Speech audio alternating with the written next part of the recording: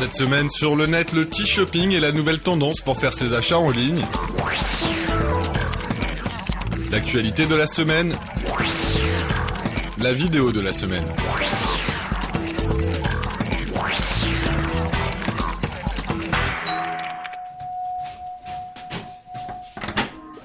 Salut les filles! Ça va bien? Et toi? Bon alors vous êtes prêtes pour choper? Bah ouais.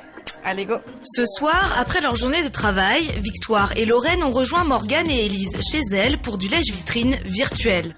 Une fois par mois environ, elles se réunissent ainsi pour effectuer des recherches ou concrétiser une réflexion d'achat sur les sites de e-commerce. Cette nouvelle tendance de shopping en ligne, baptisée T-Shopping Party, a séduit ces 4 jeunes parisiennes pour son côté pratique. Bon, on vient déjà avec une idée précise. Par exemple, là, moi, je recherche un sautoir. Morgane, elle recherche un sac. Moi, une jupe. Voilà. C'est mis en magasin. Il n'y a pas besoin de faire la queue. On peut acheter directement en ligne. Voilà, pas faire la queue dans les magasins, se déplacer. On reçoit tout, soit chez nous, soit au bureau. Et c'est vraiment pratique et sans. Retourne voir les petites jupes qu'on avait vues la dernière fois, tu sais. T'as vraiment vu une jupe, ça. Bilan de la T-Shopping Party dans l'appartement de Morgane et Élise. 2 achats et 50 € dépensés et surtout une bonne soirée entre copines. Je vais réfléchir pour ce petit haut, mais je pense que ce soir je vais... Bah oui, c'est sûr, tu vas craquer comme d'habitude.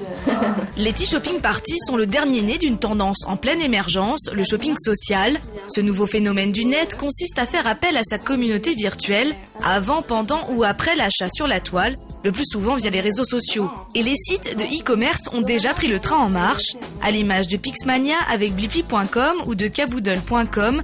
Les e-commerçants ne se contentent plus d'avoir simplement une page sur Facebook, mais créent de véritables sites basés sur l'échange entre acheteurs, car le consommateur veut maintenant s'impliquer dans le choix des produits et surtout avoir des conseils d'amis. L'avis des amis va compter et il compte pour 90% des acheteurs aujourd'hui. On a une grande confiance dans ce que va penser notre meilleure amie, notre sœur ou notre mère de cette robe qui nous va si bien ou de ce coloris de châle qui est parfait avec notre teint.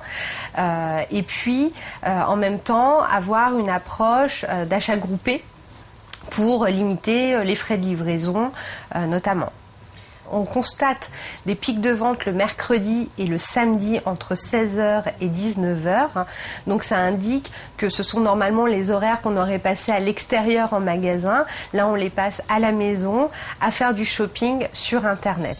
Plus pratique, plus économique certes, mais surtout plus convivial. Le shopping social signe avant tout le retour de l'échange dans les transactions en ligne, une façon de désindividualiser l'achat sur Internet. Car contrairement aux sites de couponing et d'achat groupés, tels que Groupon ou Dilissime, centrés sur des offres promotionnelles anonymes, le shopping social mise sur l'émulation, créé par la dimension amicale et communautaire, pour concrétiser des actes d'achat chez les cyberacheteurs.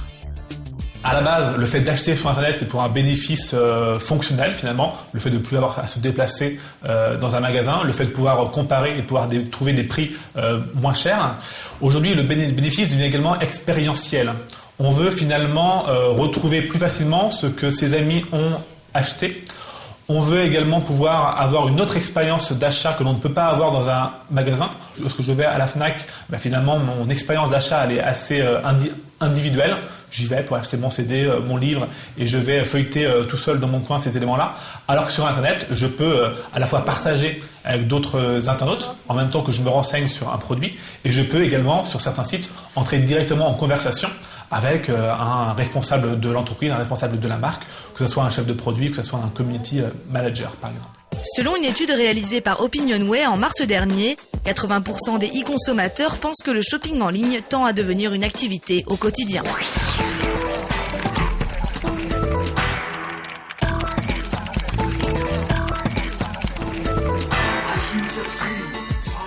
Du rap pour chanter sa soif de liberté et dénoncer la corruption du régime de Bachar el-Assad.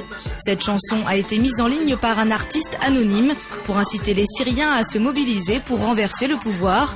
Le mouvement de contestation qui secoue actuellement le pays inspire les musiciens locaux qui utilisent la toile pour diffuser leurs œuvres. Des chansons souvent illustrées dans des clips par des images amateurs des manifestations et de leur répression par les autorités. C'est le cas notamment de ce morceau qui appelle la population à briser les chaînes de la tyrannie.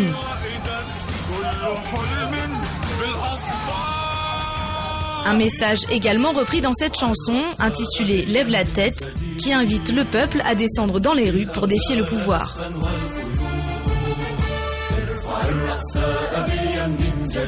Le chanteur Sami Chouker a quant à lui composé ce morceau pour rendre hommage aux nombreux manifestants tués ces dernières semaines à Deraa, d'où est partie la contestation il y a plus d'un mois.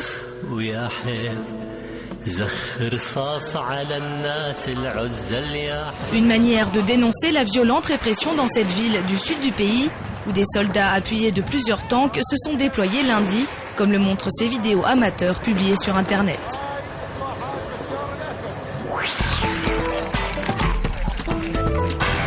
Wikileaks est de nouveau au centre de l'actualité depuis que le site a commencé à dévoiler dimanche des dossiers confidentiels concernant la prison de Guantanamo Bay, ouverte à Cuba par les autorités américaines en janvier 2002.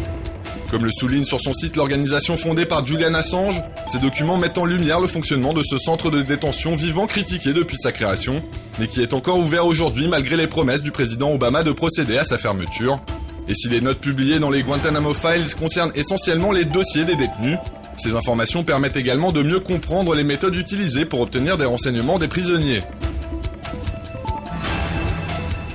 Des informations que le New York Times a compilées sous la forme d'un dossier interactif qui offre entre autres la possibilité de découvrir les portraits de la quasi-totalité des 779 hommes qui sont passés par Guantanamo depuis 2002. Une page qui permet de savoir en un clic combien de prisonniers étaient détenus à telle ou telle période, combien ont été remis aux autorités d'un autre pays, mais aussi quel type de traitement leur était réservé. On apprend ainsi que 172 personnes sont encore actuellement retenues dans le centre de détention et que certains, comme ce Palestinien, auraient été soumis au waterboarding. Le Guardian a lui aussi réalisé une infographie sur son site pour faciliter l'accès aux informations contenues dans les Guantanamo Files. Ainsi, lorsque les internautes cliquent sur le portrait d'un détenu, des renseignements concernant les circonstances de sa capture et les raisons invoquées pour son emprisonnement à Guantanamo apparaissent. Enfin, le Washington Post propose une carte interactive qui permet de visiter virtuellement le centre de détention.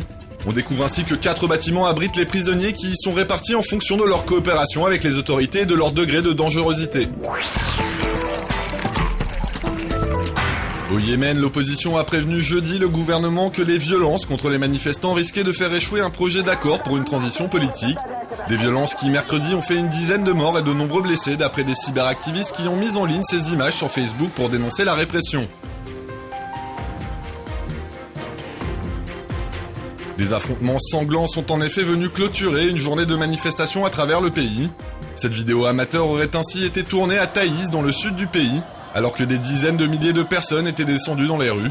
Objectif, protester contre le plan de sortie de crise mis au point par les pays du Golfe et qui garantit l'immunité au président et à sa famille.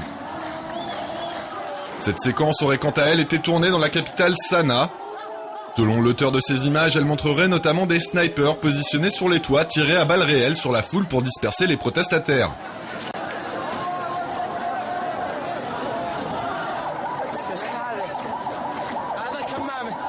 Cette autre vidéo témoignerait quant à elle des violents affrontements qui ont opposé des manifestants à des supporters du régime.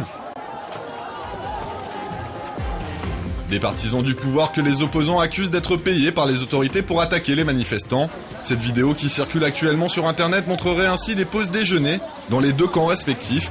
La première partie du clip aurait été filmée pendant la distribution de petites portions de nourriture aux contestataires, tandis que la deuxième partie aurait été tournée lors de repas beaucoup plus copieux dans un campement mis en place par le gouvernement.